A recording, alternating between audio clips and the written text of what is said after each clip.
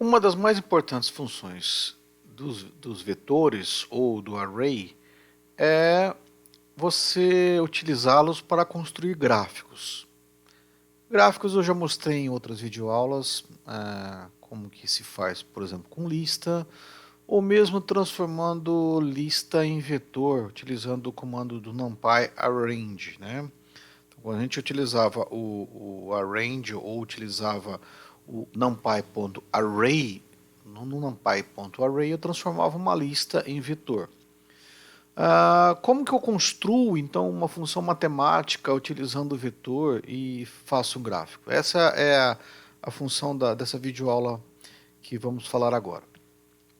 Bom, no caso aqui, a primeira coisa que vocês têm que fazer é exatamente puxar o NumPy. Tá? Então, como é vetor, a gente tem que trabalhar com a parte numérica do Python utilizando o NumPy. Então, NumPy snp. Como eu vou fazer gráfico, você tem que importar então o matplotlib, .pyplot, e eu chamo sempre de fig por aqui, tá? Importar o matemática, a biblioteca matemática. Pedir para o usuário, por exemplo, quantos termos ele quer no gráfico.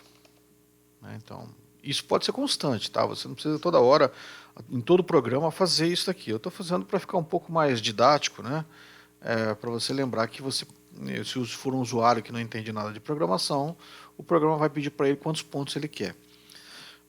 Como eu mostrei na aula introdutória de vetores, no caso de vetor, você precisa inicializar esses vetores com algum valor. Tá? Então lá a gente colocava, por exemplo, numpy.zeros. Né? Então os zeros de tamanho n, e como eu quero criar uma função matemática, vamos criar com numpy.zeros também para o valor de y dessa função matemática. Bom, vamos usar os for aqui. Então, for i in range de tamanho n, eu crio o eixo x, e aí eu quero um eixo bem refinado de x. Por quê? Porque eu quero fazer uma função um pouquinho mais complexa do que a gente vinha fazendo. Tá? Eu quero construir a função, essa função aqui, ó, a função e elevado a menos x cosseno de x. Tá? E aí vamos ver a oscilação dessa função, como é que fica. Então, x de i vai ser i vezes 0.1, criei o meu vetor x, onde eu vou fazer o gráfico. E agora eu quero criar a função y. Y de i vai ser igual a mat.xp, ou seja, o e elevado a menos xi, menos x de i, tá? Vezes mat.cosseno de xi. Então eu quero construir a função e elevado a menos x cosseno de x. E quero imprimir isso num gráfico, então fig.plot eixo x, função y. Então eu tenho dois vetores, xy elevado a menos x cosseno de x. Vamos rodar para a gente ver. Se você criar 200 pontos, tá? Deu essa função aqui. Para você ver um movimento oscilatório, por exemplo, como a gente tem algumas portas de bares, aquela porta de bar de cowboy, por exemplo, que fica balançando, é interessante mexer nesse termo aqui do decaimento exponencial. Tá? Então, ao invés de utilizar 1, que é um termo muito forte, a gente pode colocar, por exemplo, ele cair mais lentamente. E aí o domínio será do cosseno. Então eu modifiquei aqui que era menos 1 para um decaimento apenas de 10%. Tá? Que impacto isso terá no nosso gráfico? Então se eu colocar aqui 200 pontos, olha lá, a gente tem então um movimento oscilatório. Esse seria o elevado a menos 0.1x cosseno de x. Tá? Um movimento oscilatório que a gente consegue perceber colocando aqui. Então eu tenho aqui dois vetores. O vetor do eixo x, que eu criei de ponto 1 em ponto 1, e o vetor do eixo y, que é o e elevado a menos 0.1x esse daqui, vezes cosseno de x. Uma coisa que eu não falei, eu falei muito rapidamente em aulas anteriores, você não quer carregar a biblioteca inteira. Você pode utilizar partes da biblioteca utilizando o comando from. Então, from match, se diz o seguinte, olha, da biblioteca matemática, me importe apenas, o que a gente está usando da matemática aqui? Apenas o cosseno e o exponencial. Então, você pode colocar aqui import cos, exp. O que significa esse from match import cos exp? Significa que você não precisa mais carregar o nome da biblioteca aqui e não precisa mais carregar o nome da biblioteca aqui. Tá? Então você tem a própria função como vocês veem realmente em cálculo, veem em álgebra, ou seja, e elevado a menos 0.1x exp. E por quê? Porque eu importei o exp from mat. Tá? Essa é uma outra maneira de você mexer com as bibliotecas do Python. E o cos, por que não tem o cos na frente? Porque eu importei apenas ele from mat. Então quando eu faço isso e rodo o programa, a gente tem então exatamente o valor já rodando normal do cosseno e do exponencial. Então é isso que a gente tem aqui. Então, eu consigo realmente ver o mesmo movimento que eu tinha antes, importando apenas cos e exp, sem me importar com a biblioteca inteira. Fica um programa um pouco mais leve, tá, do que você carregá-lo com todas as bibliotecas que tem no match. E como você só vai usar duas, não é interessante importar tudo. Tá? Uma outra coisa que vocês podem estar perguntando é por que você criou então aqui 0.1 no x e você não colocou, por exemplo, 0,n e aí o passo, o step de 0.1. Vai dar erro se eu fizer isso. Vamos ver se vocês conseguem descobrir o que está acontecendo. Então eu vou rodar o programa, até aqui não teve erro, 200 pontos, erro. O que aconteceu com esse erro? É um erro que às vezes a pessoa sempre fica meio perdida, mas eu usei tudo certinho, mandei ele começar do zero, foi até n, com passo 0.1. Então, o problema é que você utilizou aqui, se eu fizer isso, eu estou utilizando o contador i dentro do colchete. E se vocês lembrarem da aula de introdução de vetor, o marcador do índice tem que ser sempre número inteiro. E 0.1 não pode entrar, não existe x 0.1 no colchete. Aqui tem que sempre ser 0, 1, 2, 3, 4. Então não dá. Aí você vai dizer, bom, mas se você tirar isso tudo aqui, por exemplo, e colocar 0,n, vírgula 1, não vai funcionar? Então vamos rodar para você ver. Rodei, 200 pontos. Ó.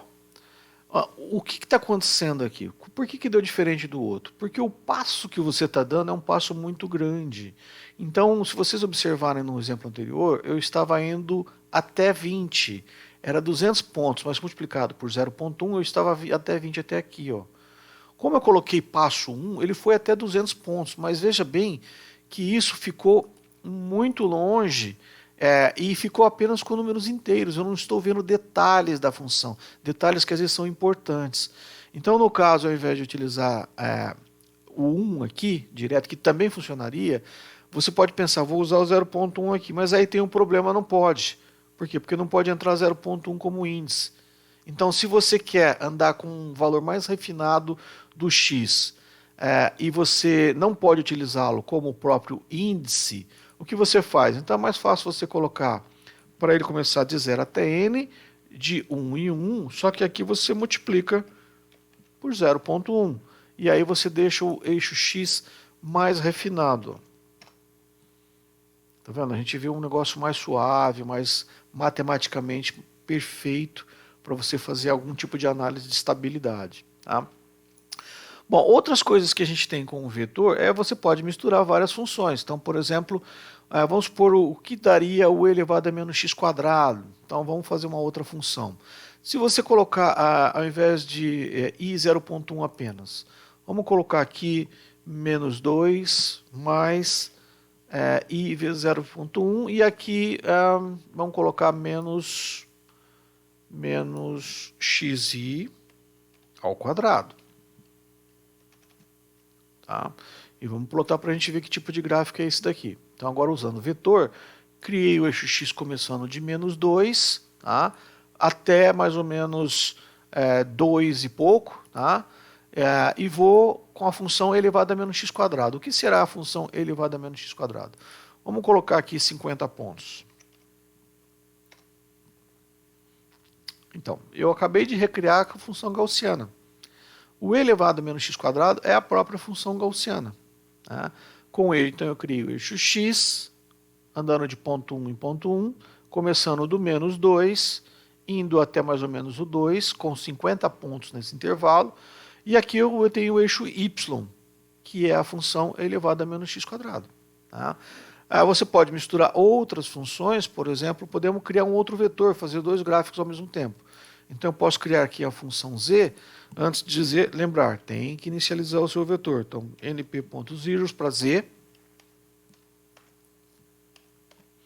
E aí, aqui em z, vamos colocar aqui z de i igual, vou colocar o cosseno. Por que não é match.cosseno? Porque eu já importei aqui em cima, tá? From match. Então, cosseno de xi. Bom, para você então plotar os dois gráficos, você faz x, y e aqui vem algumas funçõezinhas. Então, por exemplo, se você usar "-b", significa que você quer contínua, curva contínua, que é o tracinho, b de blue, azul. Então, o elevado a menos x² vai sair em azul. Se você quiser um outro tipo de cor, então vem de novo eixo x, agora z, e aqui uma outra cor. Então, por exemplo, vamos colocar vermelho. Então, é menos, curva contínua, red, vermelho. Então, rodando o programa agora, vamos rodar ele para 50 pontos. Tá vendo? Então, eu tenho em azul, eu tenho a minha curva elevado a menos x². Em vermelho, eu tenho a curva cosseno de x para o mesmo intervalo. Tá? Você pode fazer tracejado. Então, por exemplo, traço me dá tracejado. Então, 50 pontos.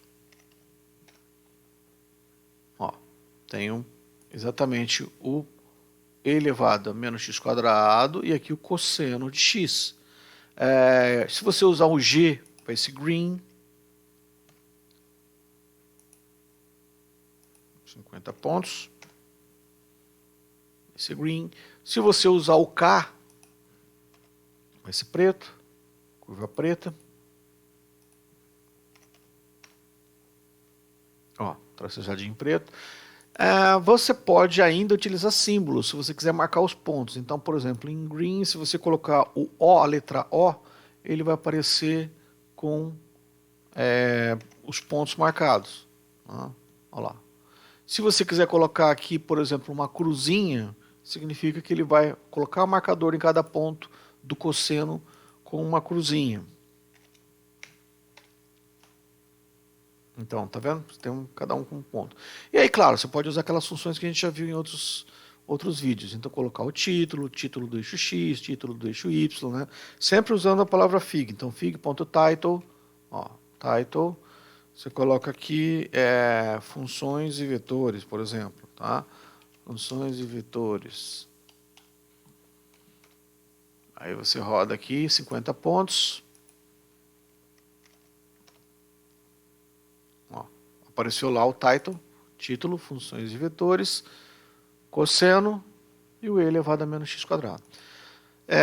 Dessa forma você consegue construir qualquer função matemática, né? Então você cria o vetor x, cria um vetor y com a função que você quer estudar e coloca o plot.